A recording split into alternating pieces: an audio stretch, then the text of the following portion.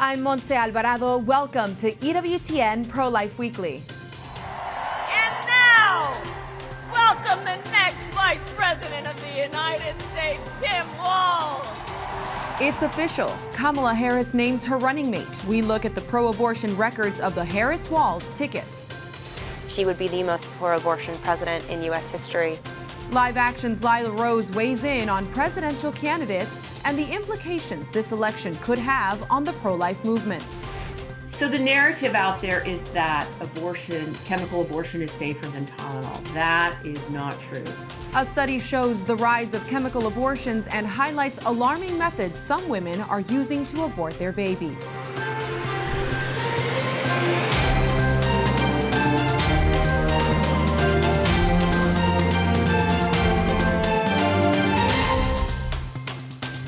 After Roe was overturned, he was the first governor in the country to sign a new law that enshrined reproductive freedom as a fundamental right. Tim Walz fills the Democratic ticket in the race for the White House. The current governor of Minnesota not only has a strong pro-abortion record, but also one that is anti-pro-life.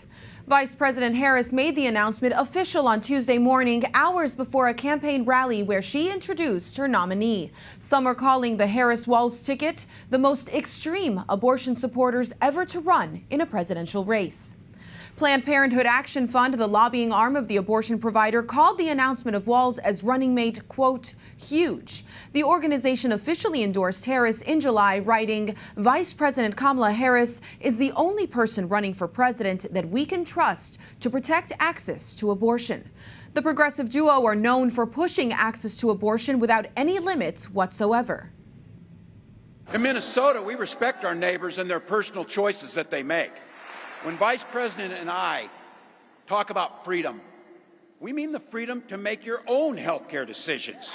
And with Tim Walz by my side when I am President of the United States and we win majorities in the United States Congress, we will pass a bill to restore reproductive freedom, and I will proudly sign it into law.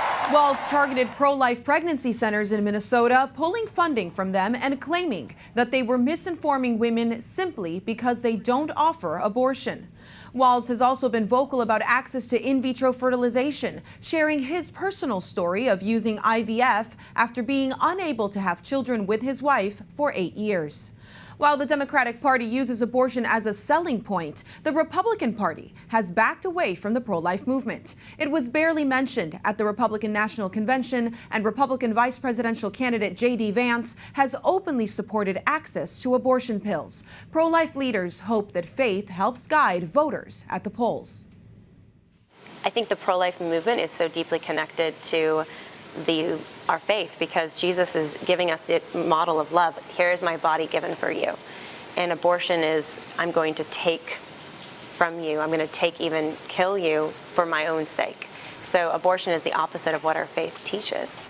Lila was just one of the many speakers featured at the Napa Institute's annual summer conference. The Napa Institute gathers some of the nation's greatest Catholic lay and religious leaders for a time of formation, discussing hot-button issues from a Catholic perspective. I had the opportunity to attend this year's conference along with 700 other attendees.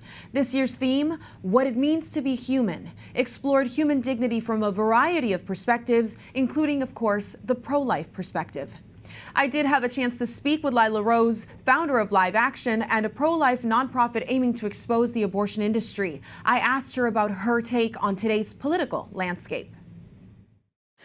Lila, the reality of the pro-life movement today is very different from 2 years ago. And I've asked you this question before on the air, but never now with what we have in the political environment today. What are your feelings about the pro-life movement post-Dobbs, post the overturning of Roe versus Wade? Well, the overturning of Roe v. Wade was a tremendous victory, a tremendous milestone for the movement. But in many ways, it was the beginning of a new war, a fight that we knew was always coming, which was we have to change culture. You can get the opportunity to ban abortion state by state, but if the culture hasn't been changed on life, if people are ignorant or confused or hurting and they're not connected to the resources that they need, then we're not going to win this movement for life. And so the pro-life movement now, in a way, we're just getting started. And there's a ton of work to do. And there are some defeats that we've had at the state level politically, but I'm really focused on the culture. That's what Live Action focuses on, because we need to change hearts and minds. Many people don't even know what abortion really is. They don't know the sacredness of their own life or of other lives. They don't know all the resources that exist for women who might become pregnant and be struggling, the pregnancy resource centers, the amazing organizations that exist to support them. So our job is to educate and help people know the truth, and then be that point of, yes, hard truth, but also encouragement and inspiration that there is a better path here for women and for our culture, and that path is life. Do you see that the conversation, at least in Congress and at the federal level, has opened up, I guess at the state level too, has opened up a little bit more to talk about resources for women in a way that you couldn't do while Roe was in place? I think definitely a lot of, especially if you're a politician and you're pro-life, you need to be talking about that. So they're getting that memo, I think, to some degree, that they should be talking about the thousands of pregnancy resource centers that exist. And politically, we can be doing more to give more cash credits, I think, for children, better maternity and paternity leave for families. I think there's more we can do to help American families. I think that should be the focus of any pro-life politician, in addition to protecting life and banning abortions. I do think there are some struggles that we're seeing right now in the Republican-Democrat parties, where unfortunately, in many ways, they're moving. I mean, the Democrat Party has already been very pro-abortion, but the Republican Party seems to be softening on life. And I think that's really the wrong move politically, first of all. And it's also very disappointing, because the reality is this is a time to fight more than we ever have for life, and to not give up, and to have a better vision for the culture. And so I'm hoping that, you know, whatever fear that is gripping a lot of politicians right now, as we double down on our educational work, our campaigning, we can reinvigorate not just culture, but also politics down the line. Let's talk about that a little more. That announcement from the RNC that they would weaken their platform on life, when that was such a winning issue 8 years ago, not just 8 years ago, it was really the winning issue for them, and the one that shifted a lot of people who were reticent to come out and vote for a figure like President Trump. What are you seeing as a reaction to that? Is the pro-life movement being vocal enough about that disappointment? It's a very good question, and I will say I understand, you know, fellow compatriots in the pro-life movement, leaders that don't want to draw attention to it, quite frankly.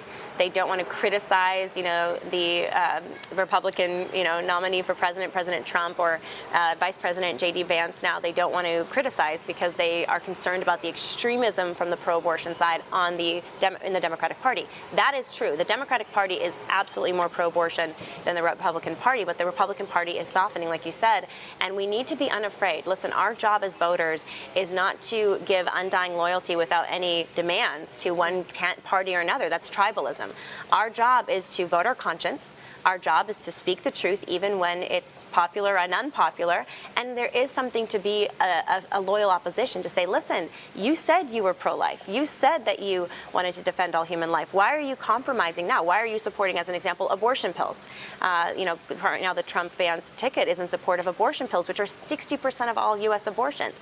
So it's our job to call that out. That doesn't mean we're going to go vote for the Democrat side if you're pro-life, because they're even more pro-abortion all the way until birth, but we can't pretend like this is okay. We have to stand up for the truth and then work really hard on education, educating people, changing hearts and minds on abortion.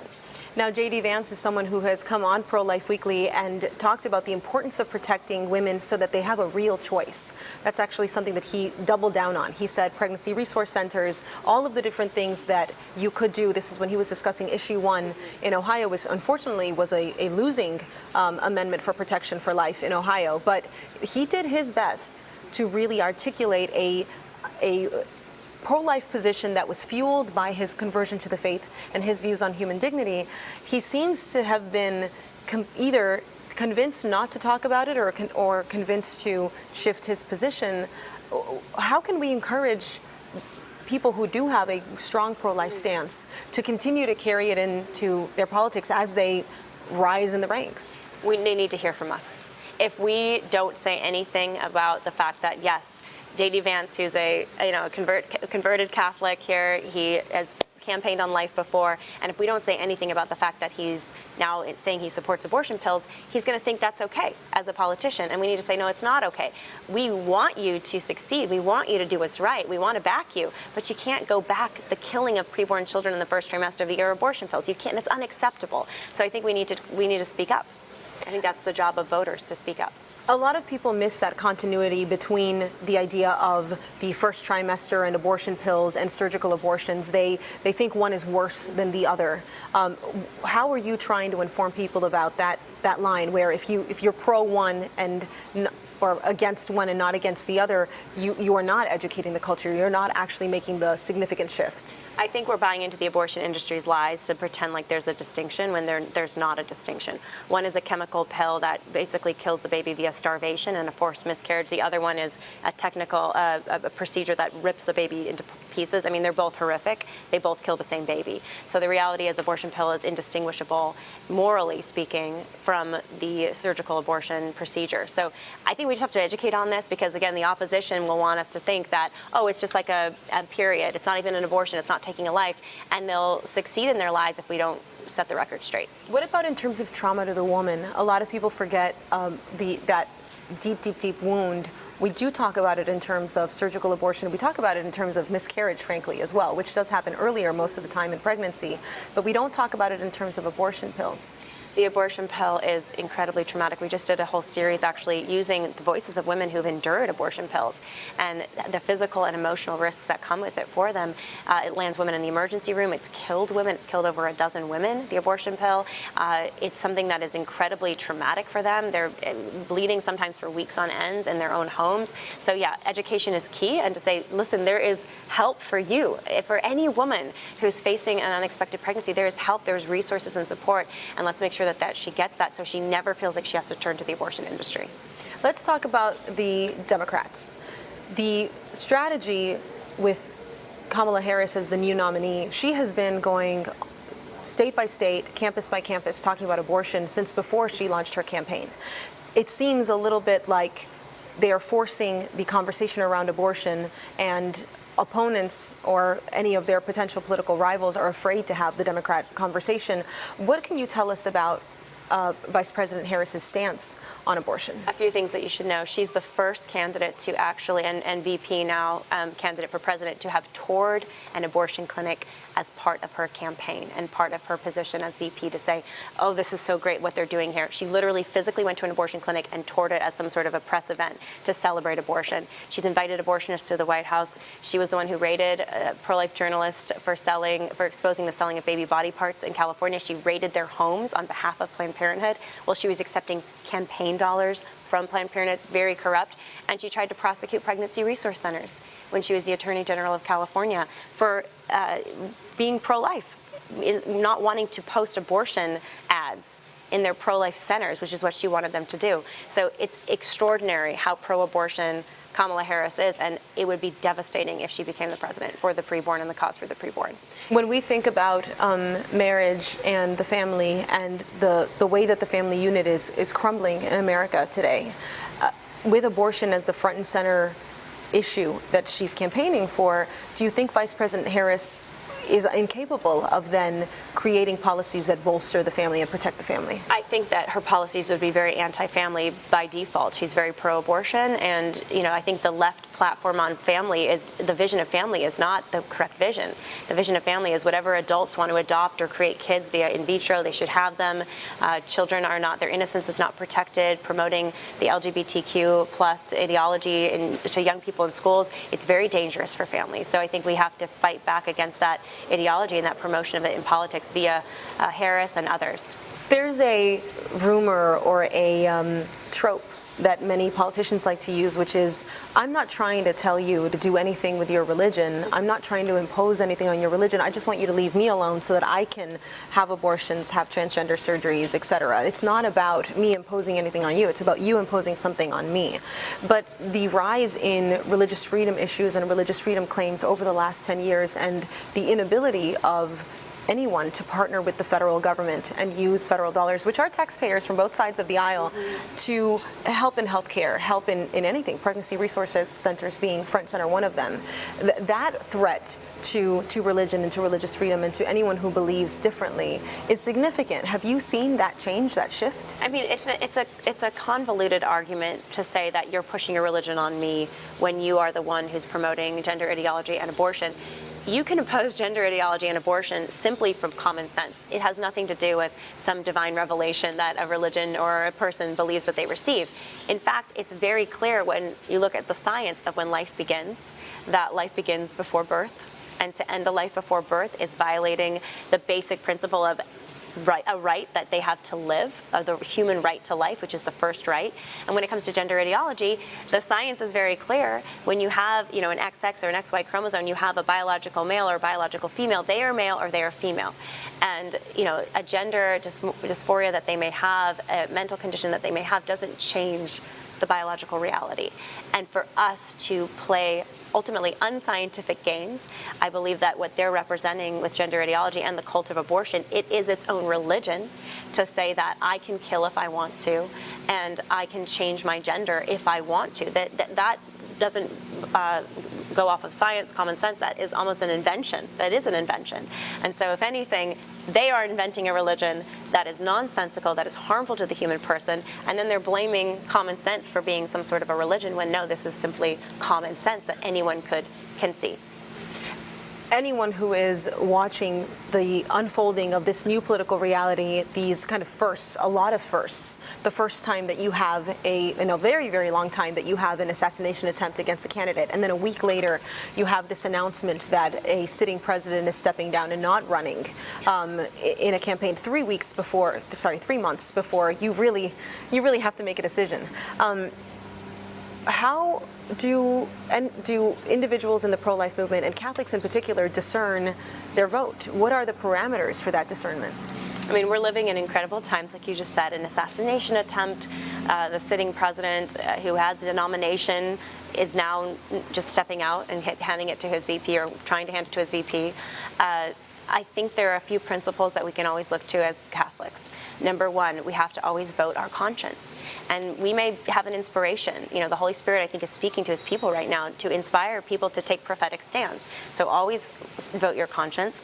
Number two, sometimes we have to vote, or we may be called to vote for the lesser of two evils. Unfortunately, we're dealing with that right now in today's election, because you have the Democratic Party, which is extremely pro-abortion. We talked about the record of Kamala Harris, which is, outlandishly pro-abortion. She tours abortion clinics. She persecutes pro-life people. And then you have the record of Trump, which, yes, as president, he did some pro-life things, and we should celebrate that. But now he is campaigning on a partially pro-abortion platform. He's saying that abortions in the first trimester are okay. There's these exceptions for abortions that are okay. So I think many voters will look at the candidates and say, okay, I have to say, what is the lesser of two evils here with my vote? And I think that can be a very prudent way to move forward. That being said, I do think we need to make our voices heard as people of faith, to say we want leaders that are not perfect. No one is perfect, but leaders that will stand for the truth and stand for human rights and stand for what's best for this country. And abortion is not best for this country. Abortion is not for human rights. Abortion is not the killing of a child. There's no truth behind it's okay to kill a child. That's not standing for a truth, it's standing for a lie. And so we should urge our candidates to have decency, to have truthfulness, and say that we want you to do that. If you want us to rally for you, if you want us to campaign for you, you need to stand up in the truth. In terms of federal elections, I think that we've really run the gamut. But at the state level, you have 6 or 7 potential state-level constitutions that might shift with ballot initiatives. And Governor DeSantis has been pretty gung-ho, saying that he wants that to be a big win in Florida. Yeah. He wants to protect life in Florida. There are a couple of others who have said the same, and some who have said the opposite. What is it that people can do to bolster the state-level reality and their local reality, knowing that the federal reality probably will not be one that reflects protection for life? I think we need to get out and mobilize. If you're in one of the states where there might be a ballot initiative on life in your state, you need to be mobilized.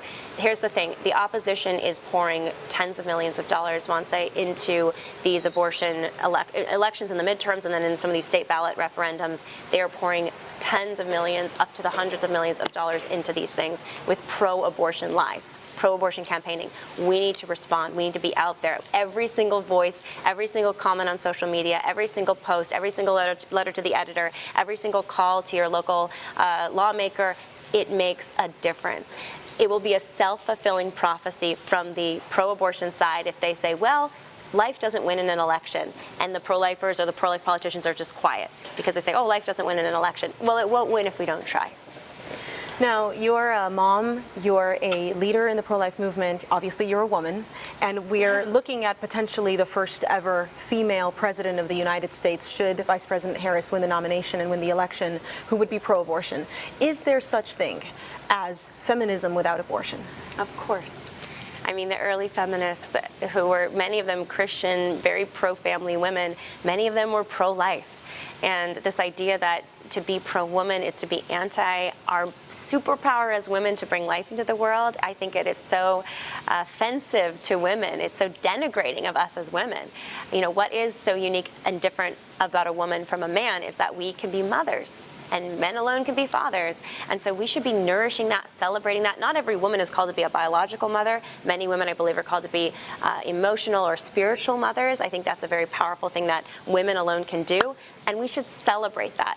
A feminism that rejects the core of what it means to be feminine, woman, motherhood, is an empty and broken feminism that can never actually create future followers, because there's no longevity to that.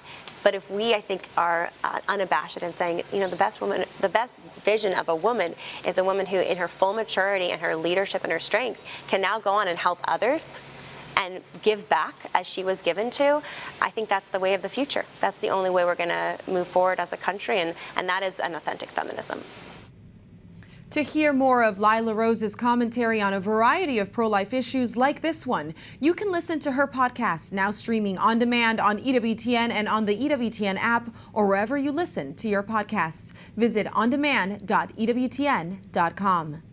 I had the opportunity to speak with many Catholic influencers at the Napa Institute, including the president of Students for Life of America, Kristen Hawkins. We'll show you her complete interview next week here on EWTN Pro-Life Weekly. But before that, here's a preview. We're getting these young people out to state legislatures to advocate for pro-life laws, door knocking. You know, that's the argument we're making, is we don't have to win over the entire youth vote, because we know when you look at the demographics, younger voters tend to vote more liberal, more progressive. But if we can just shift the youth vote 2 to 3 percentage points in a state, that changes everything. The full interview will be aired next week here on EWTN Pro-Life Weekly. Be sure to tune in. When we return, a new heartbeat protection law takes effect in one state, and another is grappling with enacting a pro-life trigger law. Plus, an alarming new study on the rise of unsupervised abortions, and OBGYN shares her insights on the data.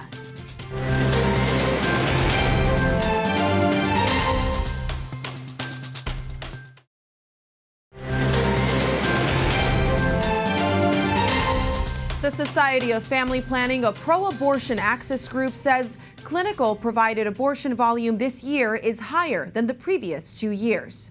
For the first time since their research began in 2022, a national monthly total of abortions exceeded 100,000.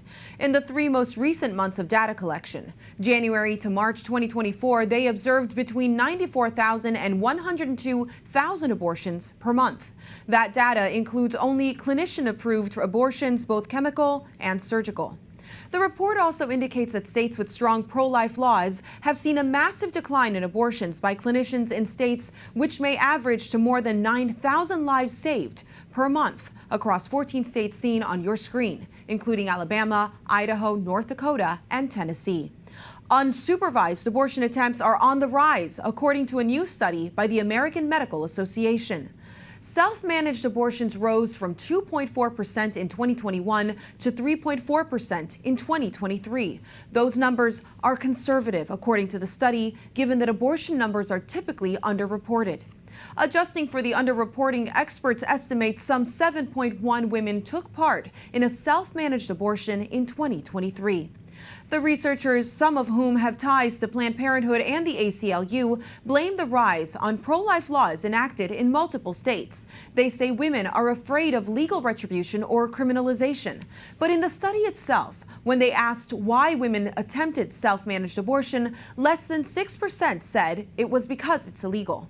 Dr. Christina Cerrucci, a board-certified OBGYN, says there isn't much weight to this study. Now, they are concluding that self-managed abortion increased after Dobbs.